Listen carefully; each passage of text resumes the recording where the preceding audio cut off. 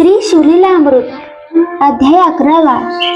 श्री गणेशाय नमः. श्री गणेशाला, श्री सरस्वतीला, श्री सद्गुरुनाथांना आणि भगवान श्री सांब सदाशिवास नमस्कार असो. या अध्यायाचा प्रारंभ करताना सूत म्हणतात की जे भक्त शिवभजनात रमतात, जे शिवलीलामृताचे सश्रद्ध श्रवण करतात, जे सदैव शिवाची पूजा अर्चा करतात, ते खरोखरच धन्य होत. त्यातही जे शिवास प्रिय असणारे भस्म माथी लावतात, जे आपल्या अंगावर रुद्राक्ष धारण करतात, अशा शिवभक्तांच्या पुण्यास तर गणतीच नाही. ते तिन्ही लोकात धन्य होत. जे आपल्या अंगावर सहस्त्र रुद्राक्ष धारण करतात, त्यांना देवदेवता सुरगणही वंदन करतात. त्यास प्रति शिवरूप मानून त्याचे दर्शन घेतात. अशा रुद्राक्ष धारकाच्या दर्शनाने हे कित्येक जीव उधळून जातात. प्रत्येक दंडा 16 रुद्राक्ष बांधावेत. तसेच शिवस्वरूप रुद्राक्ष हा शेंडीच बांधावा. त्यावरून केले जाणारे स्नान हे त्रिवेणी संगमी स्नान केल्याचे पुण्य पदरात घालते. 12 रुद्राक्ष हे प्रत्येक मनगटात बांधावेत. गळ्यात 32, मस्तकाभोवती 24 आणि दोन्ही कानात कुंडलाप्रमाणे 6 रुद्राक्ष बांधले असता सर्व दोष नाहीसे होतात. शिवोपासकाच्या गळ्यात 108 रुद्राक्ष मण्यांची माळ असावी. एकमुखी रुद्राक्ष हा अत्यंत दुर्मिळ असून त्याची पूजा ही विशेष भाग्यकारक आणि लाभदायक आहे. रुद्राक्ष हे 5, 6 आणि 8 मुखांचेही असतात. 14 मुखांचा रुद्राक्ष हा धन देणारा आहे. रुद्राक्षाच्या माळेवर केलेले मंत्र हे सफल होतात. नित्य केले जाणारे रुद्राक्ष पूजन हे शिवपूजे समानच आहे. रुद्राक्षाचा महिमा हा अति थोर आहे. त्या संदर्भात मी तुम्हास एक कथा सांगतो, ती लक्षपूर्वक श्रवण करा. पूर्वी काश्मीर देशात एक भद्रसेन नावाचा विवेक संपन्न, चतुर आणि ज्ञानी असा राजा राज्य करीत होता. त्या राज्याची प्रजा, त्याचे आप्त, राज्यातले ब्राह्मण हे नेहमी असे म्हणत की भद्रसेन राजा हा धन्य आहे. त्याचा अमात्य कोणत्याही प्रकारची लाच न घेता योग्य असेच न्यायदान करतो. त्याचा प्रधान सुद्धा खूप चांगला होता. या राजास पूर्व सुकृताने सुंदर पतिवृत्ता अशी गोड बोलणारी पती लाभलेली आहे. तसेच त्यास त्याच्या भाग्याने एक सुपुत्रही आहे. कृपावंत, प्रज्ञावंत आणि श्रेष्ठ असे गुरुभक्त शिष्य आणि विद्वान गुणवान पुत्र ह्या गोष्टी महत् भाग्यानेच प्राप्त होतात. तसेच प्रेमळ, सदैव सावध चित्त असलेला श्रोता, उदार वृत्तीचा यजमान, निरोगी सुंदर हे सुद्धा गतपुण्यानेच प्राप्त होत असते. असो, या भद्रसेन राजा आणि कर्तव्यदक्ष प्रधान या दोघांनाही एक पुत्र होते. ते दोघेही जन्मताच शिवभक्त होते. राजपुत्राचे नाव सुधर्म असे होते, तर प्रधानाच्या मुलाचे नाव तारक असे होते. हे दोघेही जन्मापासूनच शिवाचे निस्सीम भक्त होते. ते सदा सर्वदा शिवध्यानातच रमलेले असत. त्यांचे स्वभाव अति प्रेमळ होते. त्यांच्या वृत्ती ह्या वैराग्यपूर्ण होत्या. त्यांना लौकिक हेतूने जवळीक साधणाऱ्यांची संगत आवडत नसे. ते दोघेही कुमार हे जेव्हा 5 वर्षाचे झाले तेव्हा त्यांना वस्त्रे, अलंकार घालून त्यांच्या गळ्यात मोत्यांच्या माळा घालण्यात आल्या. मात्र त्यावेळी त्या दोन्ही कुमारांनी ते राजवस्त्र अलंकार हे काढून टाकले आणि अंगी रुद्राक्ष धारण करून सर्वांगी भस्मलेपन केले. त्यांना नित्य एकांत आवडत असे. शिवपूजा, शिवध्यान आणि शिवनामाचा ध्यास त्यांना लागलेला होता. सतत शिवपूजनाचा सोहळा पाहणे त्यांना आवडे. अंगे रुद्राक्ष धारण करायचे, भाळी विभूती लावायची, सदैव शिवनामाचा जप करायचा, सतत शिवध्यानात रमून जायचे, ह्याच गोष्टीची विशेष गोडी होती. यातच राजा आणि प्रधान यांना मोठे आश्चर्य वाटत असे. एकदा राजाने त्यांच्या अंगची विभूती पुसून त्यांना वस्त्र अलंकार घातले, तर त्यांनी ते काढून टाकले आणि ती वस्त्र अलंकार त्यांनी ब्राह्मणांना दान करून टाकले. त्यांच्या या कृतीबद्दल त्यांना शिक्षा करून दूर करण्याचा प्रयत्न करूनही पाहिला गेला, पण त्यात काही यश आले नाही. तेव्हा आता काय करावे असा प्रश्न राजापुढे पडला. तोच एक दिवस मोठ्या भाग्याने राजाकडे त्यांचे कुलगुरू पराशर ऋषी हे आपल्या काही शिष्यांच्या सोबत आले. हे पराशर ऋषी कोण? तर ते कृष्णद्वैपायन व्यासाचे पिता, त्रिकाळ ज्ञानी, राक्षसांचे संहार करते, प्रतिसृष्टी निर्माण करणारे आणि जे वशिष्ठांचे नातू ते पराशर ऋषी भद्रसीन राजाच्याकडे येथे झाले. ज्याप्रमाणे मनुष्य हा पशु समान वर्तणूक करतो, अयोग्य अधर्म अनितीने वागतो, त्याप्रमाणे गैरवर्तन करणाऱ्या अनेक राक्षसांना पराशरांनी यज्ञ करून जाळून टाकले होते. ज्याप्रमाणे जन्मजयाने केलेला सर्पयज्ञ हा अस्तिकाने मध्यस्थी करून थांबविला व सर्पांना अभयदान दिले, तसेच पराशरासही पुलस्तीने प्रार्थना करून ते राक्षसांना जाळणे थांबवले, म्हणून तर रावणाधिक राक्षस हे वाचले. विश्वामित्रांनी ब्रह्मदेवास बाजूस सारून जशी प्रतिसृष्टी निर्माण केली, तद्वत पित्याचा कैवार घेऊन पराशरानेही आपल्या शत्रूला जर्जर केले. ही सर्व कथा जर विस्ताराने सांगायची म्हटली तर कथा विस्तार होईल, म्हणून ती इथे थोडक्यात सांगितली. असा जो पराशर ऋषी, जो राजा भद्रासेनाचा कुलगुरू, तो मोठ्या परमभाग्याने राजाकडे येता झाला. राजाने आणि प्रधानाने मोठ्या विनम्रपणे पुढे होऊन त्यांचे स्वागत केले, त्यांची षोडशोपचार पूजा केली, सोबतच्या ऋषीवरांचाही उचित असा आदर सत्कार केला. तेव्हा राजाने सर्वांना वस्त्र अलंकार दिले. राजा भद्रसेनाने त्या दोन्ही कुमारांना त्यांच्या समोर आणून उभे केले आणि कुलगुरूंना विनंती केली की महाराज, हे दोन्ही कुमार रात्रंदिवस शिवाचेच ध्यान करतात. त्यांना वस्त्र अलंकार आवडत नाहीत. ते नित्य रुद्राक्ष आणि भस्म धारण करतात. ते वैराग्य वृत्तीचे असून कोणाशीही फारसी भाषणही करीत नाहीत. त्यांचा इंद्रिय भोगाकडे कल नाही. त्यांना राजविलास राजभोग पसंत नाही. त्यांना हत्ती, घोडे, वैभव काहीही प्रिय नाही. त्यामुळेच हे दोघेही पुढे कसे राज्य करतील, आमच्या मागे या राज्याचा कारभार कसा सांभाळतील, ह्याची आम्हास चिंता वाटते. तेव्हा हे मुनिवर, आपण एकदा या दोन्ही कुमारांना आपल्या कृपावंत नजरेने पाहावे, असे म्हणून राजाने त्यांना पुढे केले. जेव्हा पराशर ऋषींनी त्या कुमाराकडे पाहिले, तेव्हा त्यांना ते चंद्र सूर्यासारखे तेजस्वी आणि ज्यांच्यासाठी कोणतीही उपमा शोधूनही सापडणार नाही असे भासले. पराशरांनी त्या दोन्ही पुत्रांना आपल्या दिव्य दृष्टीने एक वार पाहिले. क्षणभर डोळे मिटले. भूत, भविष्य आणि वर्तमानाचा वेध घेतला आणि ते म्हणाले, राजन, या दोघांच्याही शिवभक्तीचे, वैराग्य वृत्तीचे, अनासक्तीचे कारण काय ते मी प्रथम तुम्हाला सांगतो, ते तुम्ही ऐका. पूर्वी काश्मीर देशात नंदीग्राम नावाचे एक महानगर होते. तिथे महानंदा नावाची एक वारांगना राहत होती. तीच त्या गावची प्रमुख मानली जात असे. ती अत्यंत रूपवान, गुणवान होती. तिचे देखणे रूप पाहून प्रत्यक्ष मदनही तिच्या पुढे नृत्य करीत असे. तिच्या वैभवाचा पूर्ण चंद्रोदय झाला होता. तिच्याकडे भरपूर धनसंपत्ती, दासदासी होत्या. तिच्याकडे वैभवाला कसलीच सीमा नव्हती. रत्नजडित दंड असलेल्या चौऱ्या तिच्यावर ढाळल्या जात. तिच्या पायात नेहमी रत्नजडित मणिमय अशा पादुका असत. तिची वस्त्रे नानाविध रंगाची आणि दिव्य सुवासिक अशी असत. तिचा पलंग हा सोन्याचा होता. त्यावर चंद्रकिरणांनी प्रभा पडावी अशी तिची शय्या होती. दिव्य अशा वस्त्रालंकाराने सुशोभित असलेल्या तिच्या अंगाचा सुवास सर्वत्र पसरत असे. तसेच तिच्याकडे विपुल असे समृद्ध वदनही होते. तसेच हत्ती, घोडे सुद्धा तिच्याकडे होते. तिच्या अनेक दासदासी होत्या. तिला आई आणि एक भाऊ होता. तिचे गायन इतके सुस्वर होते की ते एकटाच प्रत्यक्ष किन्नर आणि कोकिळाही स्तब्ध होत असत. तिचे विलक्षण असे नृत्य कौशल्य पाहून मोठमोठे राजे माना डोलवत.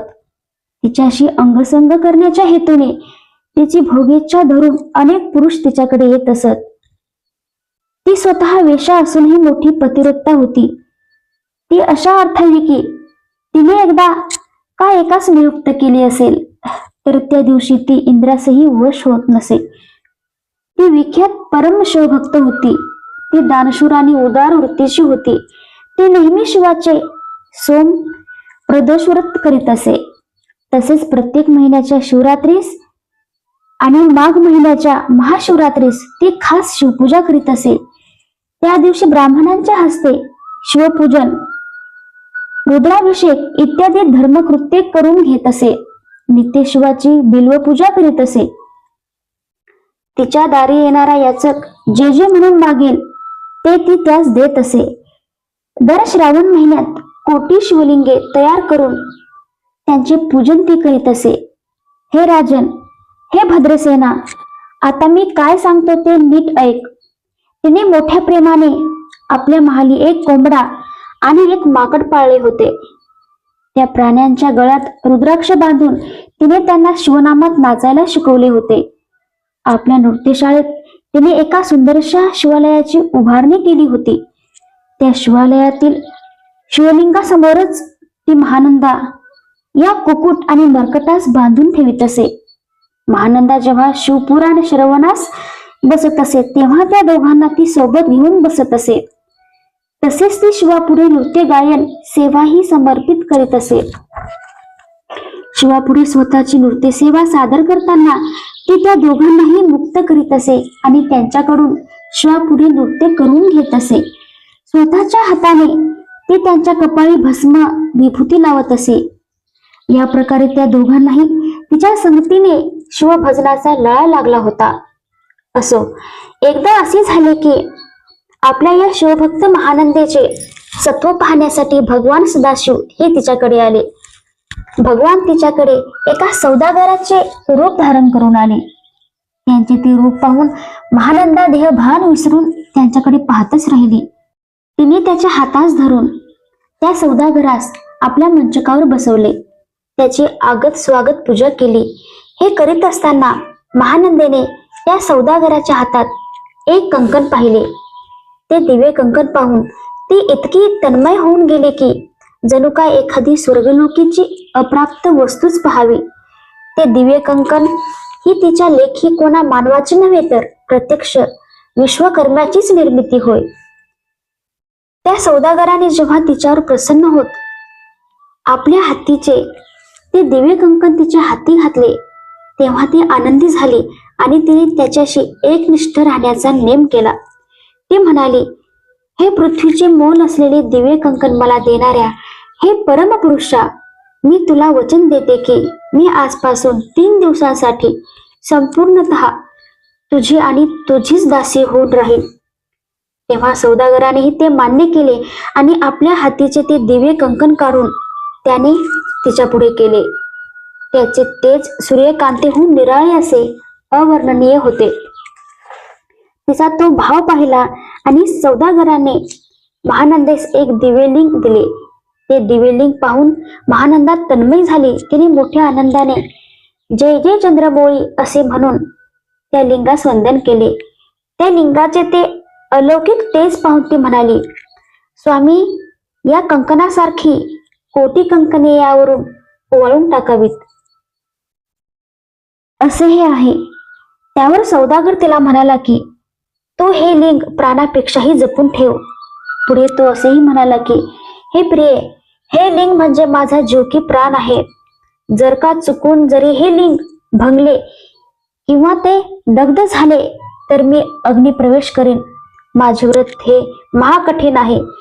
त्यावेळी महानंदेने सौदागरास आपण हे लिंग नीट जतन करू असे वचन दिले. तिने ते लिंग नेऊन आपल्या नृत्यशाळेत ठेवले. मग दोघे शयनगृहात गेले आणि तेथील रत्नखचित मंचकावर पाहुरले. तेव्हा त्या सौदागराच्या म्हणजेच भगवान शिवाच्या मनात तिची परीक्षा घेण्याचा विचार आला. त्यांनीच एक अभिनव घटना घडवून आणली. त्यांच्याच इच्छेने त्या नृत्यशाळेस अकस्मात अग्नी लागला. सर्वत्र एकच धावपळ झाली. तेव्हा त्या मदनारी शिवाने तिला जागे केले. प्रिये, उठ, अग्नी लागलाय असे तो तिला म्हणाला. तोवर अग्नीने मोठाच भडका उडाला. तेव्हा महानंदीने प्रथम कुकुट, मरकट यांना जे बांधून ठेवले होते त्यांना मुक्त केले.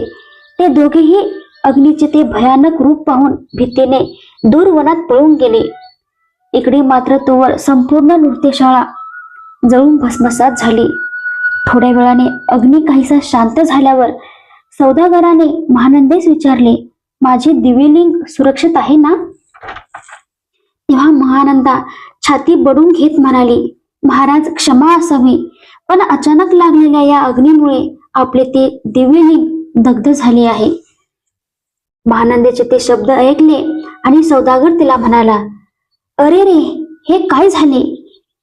त्या लिंगाशिवाय तर मी जगूच शकत नाही. आज तर नेमाचा दुसरा दिवस आहे. ते दिव्यलिंग हे माझे सर्वस्व होते. आता त्या लिंगासाठी मी माझा देहत्याग करतो. फक्त तसे बोलून सौदागर थांबला नाही, तर त्याने खरोखरच अग्नी चितवला. त्याच्या ज्वाळा आकाशाच्या दिशेने उंच उंच जाऊ लागल्या. सौदागर सिद्ध झाला. तो त्या अग्निकुंडाच्या जवळ आला. तो उमारंग सदाशिव हा अतिलाघवी आहे. तो भक्तांची संसार बुद्धी नाहीशी करतो. त्या सदाशिव रूपी सौदागराने खरोखरच एक वार शिवनामाचा जय जयकार केला आणि त्याने त्या धगधगत्या अग्निकुंडात उडी घेतली. ते पाहून महानंदेनेही लगेच ब्रह्मरुंदांना बोलवून घेतले. सर्वस्व त्यागाचा संकल्प केला. एका क्षणात विरक्त मनाने तिने तिच्या सर्व धनसंपदा, वैभव ह्यांचा त्याग करून ते सर्व वैभव, ती संपत्ती ही दान करून टाकली. तिने तिची अश्वशाळा, गजशाळा ही दान केली. सारे काही लुटवले. मग तिने स्नान केले, धवल वस्त्र परिधान केले, अंगी भस्म चिरचिले, गळ्यातला रुद्राक्ष वंदन करून कपाळी लावला. तिने मनोमन भगवान शिवांचे ध्यान केले आणि एका दृढ निश्चयाने हर हर शिव म्हणून तिनेही त्या धगधगत्या अग्नीत उडी घेतली. त्याबरोबर प्राचीवर जसे रविबिंब उदयाला यावे तसे भक्तरक्षक भगवान शिव हे त्या अग्निज्वालेतून प्रकट झाले. तो 10 हातांचा, 5 मुखांचा, मस्तकी चंद्राचे कोर असलेला भक्तवत्सल भगवान भक्ताच्या रक्षणास धावून आला. त्याच्या मस्तकावर जटाभार होता. नेत्रात अग्नी दिसत होता. त्याच्या जटातून गंगा झुळझुळ वाहत होती. असा तो महायोगी आपला सव्यकर उंचावून तिच्या समोर आला. त्याच्या शिरी चंद्राची कोर शोभत होती. त्याच्या निळ्या कंठाभोवती सर्पमाळा शोभत होत्या. त्याने भस्म धारण केले होते. अंगावर गजचर्म पांघरले होते. त्याच्या कटीस व्याघ्रांबर शोभत होते, तर गळ्यात नरमुंडमाळा असा फणीवर तिच्यासाठी आपले 10 हात पसरून धावला होता. त्याने त्या धगधगत्या अग्निकुंडात उडी टाकणाऱ्या महानंदेस एखादा चेंडू वरच्यावर झेलावा त्याप्रमाणे अग्नीत पडण्याआधीच झेलले आणि आपल्या हृदयाशी लावले. शिव महानंदेस म्हणाले, हे महानंदे, तुझ्या भक्ती आणि समर्पण भावावर मी अतिशय प्रसन्न झालो आहे. तुला काय हवा तो वर माग. त्यावर ते म्हणाली, हे देवाधिदेवा महादेवा, आता एकच मागणी आहे. आपण माझ्या कुटुंबियाचा आणि या नगरीचा उद्धार करा. तेव्हा भगवान तथास्तु असे म्हणताच ती माता बंधू यांच्यासह सर्व नगरी सहित धरून गेली. ती सर्वांसह अंती त्या शिवलोकास गेली, जेथे कोणत्याही प्रकारच्या आधी व्याधीचा त्रास नाही, जिथे कोणती उपाधी नाही, तिथे तहान भुकेचेही भान नाही किंवा कोणत्याच प्रकारचा भेदही नाही, ज्या ठिकाणी काम, क्रोध, मद, मोह, मत्सर यातले काहीच राहत नाही, जिथले पाणी सुद्धा अमृता समान असते, जिथे भक्तांसाठी कल्पवृक्षाच्या बागा आहेत, जिथे कामधेनूची अनेक खिल्लारे आहेत, जिथे भांडारेही चिंतामणींनी भरलेली आहेत. ज्या स्थानी येणारा शिवभक्त हा त्या एका शिवनामाशिवाय अन्य कशाचाच ध्यास धरत नाही. जिथे त्यांना जे हवे ते सर्व काही न मागता प्राप्त होते, अशा त्या सर्व सुखदायक अशा शिवपदास महानंदा जाती झाली. महानंदीची ही कथा सांगितल्यानंतर पराशर ऋषी म्हणाले, हे राजा, माझ्या दिव्य दृष्टीने मी तुला खात्रीने सांगतो की हे दोघे राजपुत्र आणि प्रधान पुत्र म्हणजेच गतजन्मीचे कुकुट मरकट आहेत. तिने त्यांच्या कंठी रुद्राक्ष बांधून त्यांच्या भाळी विभूती चर्चून त्यांना शिव उपासना करायला लावली. त्या पुण्याईच्या ठेव्यामुळेच ते या जन्मात सुधर्म आणि तारक म्हणून उपजले आहेत. हे राजन, हे दोघेही पुढे उत्तम प्रकारे राज्य कारभार करतील. ते स्वतः तर शिवोपासना करतीलच, पण ते इतरांनाही शिवभजनाची गोडी लावतील. ते तुमच्या कुळाचा नक्कीच उद्धार करतील. गुरुमुखातून ते मुलांचे भाग्य ऐकले आणि भद्रसेन राजा आणि प्रधान ह्यांनी पराशर ऋषींस लोटांगण घालीत म्हटले, खरंच आमच्या परमभाग्यानेच आम्हास असे सुपुत्र लाभले आहेत. पुढे त्या हर्षित झालेल्या राजाने ऋषींना असे विचारले की, महाराज, आम्हास प्राणप्रिय असणाऱ्या या माझ्या सुपुत्राचे आयुष्यमान किती, तो किती वर्ष राज्य भोगील हे सांगावे. कारण मोठ्या नवसाने आम्हास हा पुत्र झाला आहे. तो आम्हास अत्यंत प्रिय आहे. त्याचे भविष्य जाणण्यास आम्ही उत्सुक आहोत. गुरुदेवा, तुमच्या आगमनाने मला मोठे समाधान झाले आहे.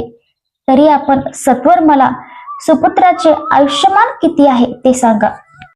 तेव्हा राजाच्या नजरेला नजर न देता काहीशा दुःखित स्वरात ते म्हणाले, राजा, मला असे वाटते की तू हा प्रश्न मला विचारू नयेस आणि मी त्याचे उत्तरही देऊ नये.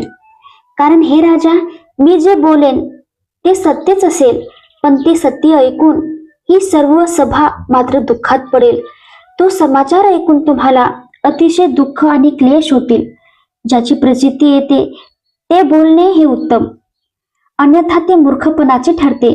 माझे बोलणे हे तुम्हास विषावूनही भयानक असे वाटेल. त्यावर भद्रसेन राजा ऋषींना म्हणाला की, महाराज, आपण कोणताच अनुमान न करता जे काही असेल ते स्पष्टपणे सांगा. तेव्हा पराशर ऋषी म्हणाले की, राजा, तुझा पुत्र हा आता 12 वर्षाचा झाला आहे. त्यामुळे आजपासून बरोबर 7व्या दिवशी याच वेळी तुझा हा पुत्र मृत्यू पावणार आहे. हे ऐकताच भद्रसेन राजा मूर्छित होऊन राजसभेतच कोसळला. ही वार्ता ऐकून सारे दुःखी कष्टी झाले. त्या समाचाराने अंतःपुरात एकच आकांत उठला. तेव्हा शोकाकुल अन मूर्छित झालेल्या भद्रसेनास सावध करीत अन धीर देत पराशर ऋषी त्यास म्हणाले, हे राजन, तो असा धीर सोडू नकोस. मी काय सांगतो ते ऐक.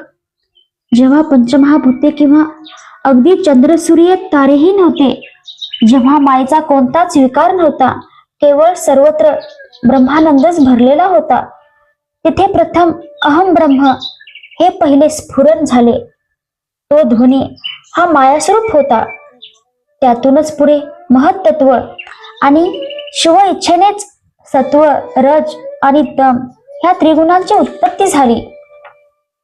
त्या त्रिगुणातून सत्व गुणातून विष्णू, रजोगुणातून ब्रह्मा आणि तमोगुणातून आदी अंत्य मध्य घडविणाऱ्या रुद्राची निर्मिती झाली. त्यानेच ब्रह्मदेवास सृष्टी रचनेचा आदेश दिला. पण ब्रह्मा म्हणाला की मला या विषयाचे ज्ञान नाही. तेव्हा शिवाने त्यास 4 वेद सांगितले, त्यातून बोध केला. त्या 4 वेदाचे जे सार म्हणजेच पवित्र असा रुद्र अध्याय आहे, त्याहून विशेष आणि गुह्य असे ज्ञान तिन्ही लोकात अन्यत्र कोठेच नाही. हे सर्व ज्ञान कळायला हवे, कारण त्याशिवाय जगात अन्य श्रेष्ठ असे काहीच नाही. हा रुद्र अध्याय म्हणजे माझेच स्वरूप आहे असे भगवान शिवाने सांगून ठेवले आहे. जे कोणी या रुद्र अध्यायाचे पठण श्रवण करतात त्यांच्या दर्शनाने जीवांचा उद्धार होतो. हे रुद्राध्यायाचे गुह्य पुढे ब्रह्मदेवाने आपल्या 7 पुत्रांना आणि ते गुप्त राखण्यासाठी एकांतात सांगितले. त्यानंतर पराशराने राजास हे सुद्धा सांगितले तोच रुद्राध्याय हा पुढे ऋषीकडे सांप्रदायिक परंपरेने आलेला आहे. त्यापेक्षा अन्य काही श्रेष्ठ जप तप किंवा ध्यान नाही हे लक्षात घ्यावे. जे ज्ञानी पुरुष या रुद्राध्यायाचा जप करतात त्यांच्या दर्शनाने तीर्थांनाही पवित्रता येते.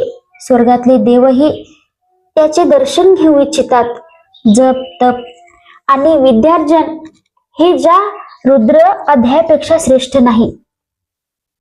त्या रुद्राध्यायाची महती काय आणि किती वर्णन करावी. जेव्हा रुद्र महिमा हा फार वाढला तेव्हा यमपुरे ओस पडली. यमदूत केवळ हातात मृत्यूपाश घेऊनच फिरू लागले. तेव्हा यमाने ब्रह्मदेवा सांगून लोकांच्या मध्ये दारुण अभक्ती निर्माण केली. लोकांच्या मनात खेद कुतर्क यांनी प्रवेश केला. लोकांच्या मनात मत्सर वाढू लागला. ते शिवद्वेष करू लागले आणि ते परिणामी महानरकात जाऊन पडले. तेव्हा यमाने आपल्या दूतांना असा आदेश दिला की शिवाचे द्वेष करणारे लोक कोण आहेत त्यांची तुम्ही नीट तपासणी करा. नाना प्रकारे चाचणी करा. जे हरिहरात भेद करतात त्यांना लहान मोठा ठरवतात त्यांना आणून नरकात घाला. ज्यांना रुद्राध्याय नकोसा वाटतो त्यांना कुंभी पाकी घाला. मात्र जे रुद्राध्यायाचे पठण करतील त्यांच्या आयुष्याची वृद्धी होईल. यासाठी हे भद्रसेन राजा माझे तुला हेच सांगणे आहे की तो तुझ्या पुत्रासाठी रुद्राची 10,000 आवर्तने कर.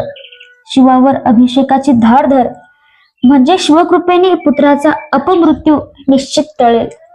किंवा 100 घंटांची विधिवत स्थापना करून त्यातील पाणी हे रुद्राध्यायाचा जप करत असताना पुत्रावर शिंपडण्याचे कार्य कर. हे राजा तू 7 दिवस रोज 10,000 रुद्रावर्तने कर असे ऋषींनी सांगताच राजाने सद्गत होऊन त्यांचे चरण धरले आणि तो म्हणाला, हे गुरुवर्या, ऋषींच्या रत्नांनी भरलेल्या तबकातील तूच सर्वात श्रेष्ठ आहेस. तूच प्रमुख आहेस. निज भक्तांचे दुःख आणि शोक ह्यापासून रक्षण करणारा तूच आहेस. तेव्हा माझी तुला हीच विनंती आहे की या कार्याचे आचार्यत्व हे तूच करावे. तुझ्यासारखेच आणि तू सांगशील तितके ब्राह्मण मी इथे बोलून आणतो. मग पराशरांच्या सांगण्यावरून राजाने जे रुद्रपठणात पारंगत आहेत, जे शिवभक्त आहेत, ज्यांनी ध्यानयुक्त पठण हे गुरुकडून ज्ञात करून घेतले अशा सहस्त्र ब्राह्मणांना राजाने बोलवले. त्या विप्रांना परधन आणि परस्त्री ही वमनाप्रमाणे होती. ते सर्वजण सुशील आणि वैराग्यवृत्तीचे होते. त्यांनी कधीही अयोग्य दान स्वीकारले नव्हते. ते शापानुग्रहास समर्थ होते. त्यांनी जर शाप दिला तर सूर्याचा रथही अडवण्याची ताकद त्यांच्यात होती आणि कृपानुग्रह केला तर साक्षात उमापती हा पुढे आणून उभा करण्या इतके तपोबल त्यांच्या पाठीशी होते. असा शुभ लक्षणाने युक्त असलेला 1,000 ब्राह्मणांसोबत पराशर ऋषी हे त्या कार्यास बसले. त्यांनी विधिवत सहस्त्र घट स्थापून त्यांची पूजा केली. त्या घटात त्यांनी गंगेचे पवित्र पाणी भरले. त्यात आम्रपल्लव घालून ब्राह्मण वर्ग रुद्रघोष करू लागले. एक दिव्य असे अनुष्ठान मानले गेले. काल गणनेनुसार 6 दिवस पूर्ण झाले. 7व्या दिवशी माध्यान्ह समय येताच राजपुत्र हा धरणीवर मूर्छित होऊन पडला. तो साधारणपणे 1 मुहूर्त निचष्ट पडून राहिला. त्याच्या शरीराची कोणतीच हालचाल घडत नव्हती. ते पाहून भद्रसेन राजा पुरताच घाबरून गेला. तेव्हा पराशर गुरुदेवांनी त्यास खुणेने चिंता करू नकोस असे सांगितले. मग गुरुदेव पुढे आले. त्यांनी ते रुद्राभिमंत्रित पाणी त्या राजकुमाराच्या अंगावर शिंपडले. त्यास सावध केले आणि बाळ काय झाले असे विचारले. तेव्हा तो म्हणाला, एक भयानक असा काळ पुरुष आता आला होता. त्याचे डोळे निखाऱ्यासारखे होते. त्याच्या जटा मस्तकावर बांधलेल्या आणि त्याने कपाळी शेंदूर लावलेला होता. तो मला त्याच्या सोबत घेऊन जात असताना तिथे 4 पुरुष धावून आले. त्या चौघांनाही सारखी दिसणारी 5 मुखे आणि 10 हात होते. त्यांच्यातील साम्यास ब्रह्मांडात तुलना नव्हती. त्यांच्या अंगावर व्याघ्रांबरी होती. अंगी भस्माच्या खुणा होत्या. गळ्यात रुद्राक्षांच्या माळा आणि मुखी हर हर शंकर हे नाम आणि हातात शस्त्रे होती. त्यांनी मला त्या काळपुरुषाच्या हातातून सोडून घेतले आणि त्या काळपुरुषास ते त्यांच्या सोबत मारत मारत घेऊन गेले. पुत्रमुखीचे हे शब्द ऐकताच राजा भद्रसेनाचा आनंद गगनात माविना. त्याने शिवनामाचा एकच जय जयकार केला. आपल्या बाळाचे प्राणरक्षण करणाऱ्या गुरुसह सर्व विप्रांचे राजाने आभार मानले. त्याच्या डोळ्यातून आनंद अश्रू उभे राहिले. त्याचे अंगी रोमांच उभे राहिले. राजा ब्राह्मणांच्या पायावर लोळण घेऊ लागला. त्यावेळी शिवनामाचा गजर करीत देव पुष्पवृष्टी करू लागले. त्याबरोबर नगरात मंगल वाद्ये वाजू लागली. सर्वत्र एक नवे चैतन्य, एक नवा उत्साह पसरला. शिवनामाचा डंका सर्वत्र वाजू लागला. दोन मुखांचे मृदुंग वाद्ये सुस्वरात वाजू लागली. सर्वत्र वाद्यांचा गजर होऊ लागला. लोक आनंदाने शिवलीला गाऊ लागले. शिवनामाचा जय जयकार चालू झाला. शिंगे, भुंगे, सनया, झांजा ह्या वाजू लागल्या. चंद्राकार चामड्याची वाद्ये वाजू लागली. नवबती निनादू लागल्या. ते वाद्यांचे स्वर पार आकाशी जाऊन भिडले. राजाने विधिवत होम संपन्न केला. राजा भद्रसेनाने मोठ्या आनंदाने ब्राह्मणांना षडस, अन्न, वस्त्र, धन ह्याचे मोठ्या प्रमाणावर दान केले. विप्रांना दानदक्षिणा देण्यासाठी राजाने भांडार खुले केले. तो सर्वांना म्हणाला, हे आणि जेवढे हवे तेवढे घेऊन जा.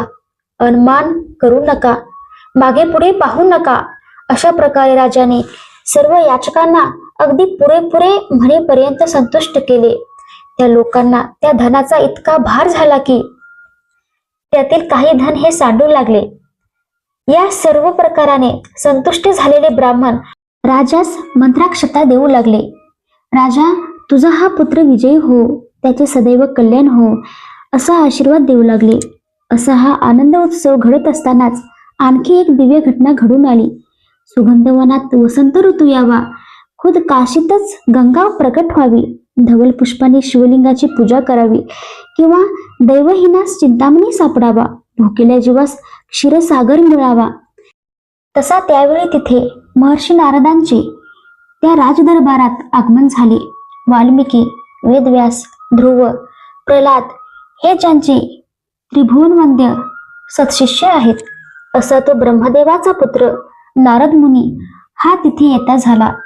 जो 64 कलात निपुण आहे, जो तळहातावरील आवळ्याप्रमाणे 14 विद्या जपणारा आहे, जो प्रत्यक्ष नारायणाचेच दुसरे रूप आहे, हे ब्रह्मांड मोडून पुन्हा निर्माण करू शकणारा, अधर्म, अनिती, अन्याय दिसताच इंद्रादिकांनाही ताडण करणारा असा नारद मुनी हा त्या जागी आलेला पाहून तेथील यज्ञकुंडातील दक्षिणाग्नी, गार्हपत्य आणि आहवनीय असे अग्नी त्यांच्या समोर येऊन उभे राहिले. तेव्हा नारदांचे दर्शनासाठी पाराशराधिक ऋषी, राजा, प्रधान हे सर्वजण पुढे झाले. राजा भद्रसेनास तर अपूर्व असा आनंद झाला. राजाने नारद मुनींचे मोठ्या प्रेमाने स्वागत केले. दिव्य चंदन, फुले, फळे अर्पण करून त्यांचे पूजन केले. त्यांना प्रार्थना करीत राजा म्हणाला, हे मुनिवर, आपण अतेंद्रिय आहात. आपला अवघ्या त्रिभुवनात संचार असतो. तेव्हा आपण जर काही अपूर्व असे पाहिले असेल तर कृपया ते आम्हास निवेदन करा. तेव्हा नारद म्हणाले की मी येत असता मला वाटेत 4 शिवदूत दिसले. 5 मुखांच्या आणि 10 हातांच्या त्या दूतांनी मृत्यूदेवास बांधून नेले आणि त्यांनी तुझ्या पुत्राचे मरण चुकवले. रुद्रानुष्ठान हे खरंच धन्य आहे. हे राजन, तुझ्या पुत्राच्या रक्षणासाठी शिवांनी वीरभद्रास पाठवले होते. मला पाहताच त्यांनी त्या यमदूतास काय विचारले ते ऐक. तो कोणाच्या आज्ञेवरून भद्रसेन राजाच्या पुत्रास आणत होतास? त्याला तर 10,000 वर्षांचे आयुष्य आहे. तो खरोखर सार्वभौम राजा होणार आहे. तुला रुद्र महात्म्य ठाऊक नाही का? शिवमर्यादा ओलांडून तो त्यास कसा घेऊन चालला होतास? मग त्या मृत्यूदेवतेने चित्रगुप्तास बोलून राजपुत्राची जन्मपत्रिका तपासून पाहिली. त्यात 12व्या वर्षी घंटातर दाखविणारे मृत्यूचिन्हे होते. पण ते मृत्यूगंडातर हे रुद्र अनुष्ठानाच्या पुण्याईने सहज दूर झाले आहे. आता तो राजपुत्र 10,000 वर्षाचे आयुष्य जगणार आहे. हे समजताच यमराज कष्टी झाला. तेव्हा यमराज वीरभद्रास म्हणाला, महाराज क्षमा असावी, माझ्याकडून चुकून हा अपराध घडला आहे. असे नारदांनी सांगताच भद्रसेनाने मोठ्या आनंदाने त्यांच्या पायी मिठी घातली. त्यानंतर प्रसन्नचित झालेल्या राजाने आणखी एक सहस्र रुद्राचा कार्यक्रम घडून आणला. श्रीधर कवी सांगतात की शतरुद्र केले असता तो भाग्यवान पुरुष शतायुष्य होतो. हा रुद्र अध्याय वाचला असता तो मनुष्य याच देही शिवरूप होतो. त्यास त्या जन्मातच मुक्ती मिळते. त्यांच्या चरणतीर्थाने अन्य जीवांचाही उद्धार होतो असे सांगून नारद मुनी अंतर्धान पावले. या सर्व घटनेने पराशर ऋषींना मोठा आनंद झाला. राजाने त्यांना शतपद्म धन देऊन संतुष्ट केले. मग सर्वांना शुभ आशीर्वाद देऊन पराशर ऋषी आपल्या सोबतच्या ऋषी गणांबरोबर निघून गेले. जे भक्त भाविक हे भद्रसेनाचे आख्यान पठण करतात त्यांना दीर्घायुष्य आणि संतती लाभ होतो. त्यांना मृत्यूची बाधा न होता अंतकाली शिवदूत येऊन त्यांना वंदन करून शिवपदास घेऊन जातात. या अध्यायाचे श्रवण वा पठण केले असता त्या उपासकास 10,000 कपिला गायी दान केल्याचे पुण्य मिळते. तसेच अशा पठणाने अभक्ष भक्षण, मद्यपान, ब्रह्महत्या यासारख्या महापातकांचा नाश होतो.